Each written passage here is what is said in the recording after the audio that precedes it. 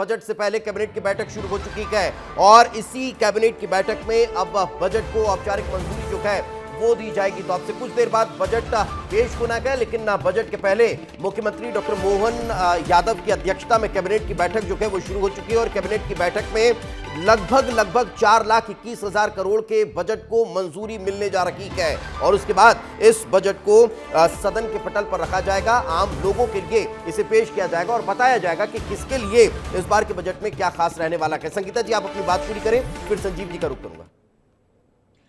जी हाँ, मैं यही बता रही थी कि 2021 में 10,963 महिलाओं को जॉब मिला था, जबकि 2024 में हम देखें तो ये घटकर 6,564 हो गया। तो मतलब अगर बजट लाया भी जा रहा है तो महिलाओं को इसका कोई फायदा नहीं मिल रहा है।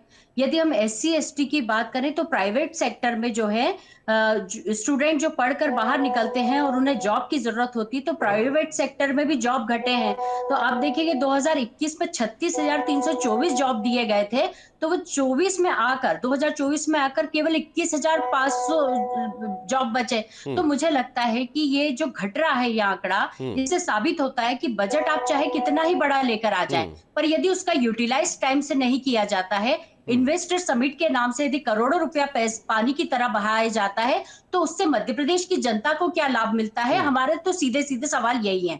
और कल भी हमने विधानसभा शुरू होने से पहले यही बताया था कि जिस तरीके से सांप डस कर बैठता है और जिस तरीके से जो युवा है वो रोजगार मांगते हैं, परंतु रोजगारों पर लगातार रोक लगी रहती है। प्राइवेट सेक्टर हो चाहे सरकारी सेक्टर हो, जॉब के लिए युवा तरस रहा है, भटक रहा है।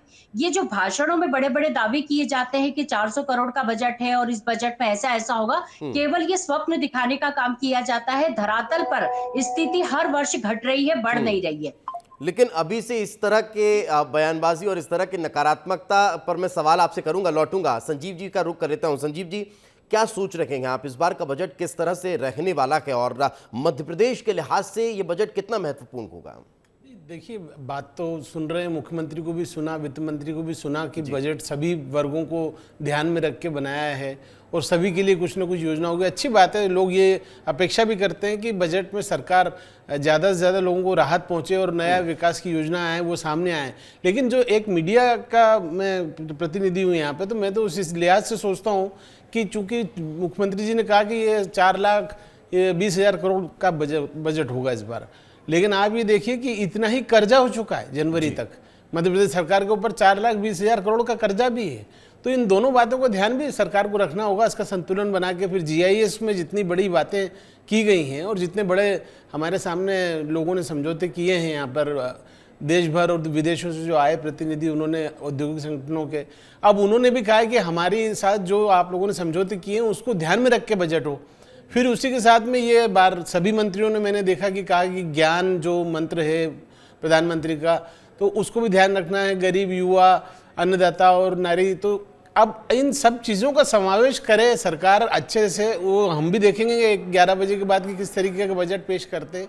क्योंकि आपको एक तरफ ये देखिए कि महिलाओं को जो योजनाओं में पैसे दे रहे हैं, चाहे वो लाडली लक्ष्मी में था, लाडली बहना में, बाकी भी, तो एक तरफ तो ठीक है वो दिया, उससे चुनाव भी जीत रहे हैं सरकारें, लेकिन उस पर बहस भी बीजेपी कर रही है कि अब इसको खत्म करना है फ्री बीज को। तो इनका ध्यान रखना पड़ेगा, इसमें कैसे संतुलन बना के इस दिशा में काम भी आगे बढ़ रहा है। हालांकि तस्वीरें भी हम लगातार दिखा रखेंगे कि कैबिनेट की बैठक जो है वो शुरू हो चुकी है और उस बैठक में अब से कुछ देर बाद बजट को मंजूरी जो है वो मिलती हुई नजर आने वाली है। कुटुंबले जी हमारे साथ मौजूद है। कुटुंबले जी, जहां मध्य प्रदेश में प्रति व्यक्ति आय जो है वो बढ़ती हुई नजर आ रही है, लेकिन उसके बाद भी हम टॉप 5 में नहीं पहुंच पा रहे हैं, इस दिशा में क्या अब और ज्यादा काम करने की दरकार है और आगे बढ़ने की अब कहीं ना कहीं गुंजाइश नजर आती है?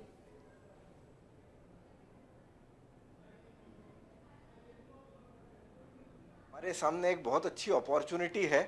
हमको अंधी दौड़ में नहीं जाके और ये समझना चाहिए कि हमारे प्रदेश का जो निवासी है वो न केवल आर्थिक रूप से संपन्न हो, बल्कि साथ साथ अपनी जो मध्य प्रदेश में रहने की खूबियां हैं इसका उसको भरपूर लाभ मिले। और बजट का मेन रोल ही यह है कि वो इस चीज को कॉम्प्लीमेंट करे कि भाई एक मध्य प्रदेश का निवासी मध्य प्रदेश में रहकर खुश रहे, सरकार के साथ जुड़ के रहे, कदम से कदम मिला के अपना योगदान देश में दे।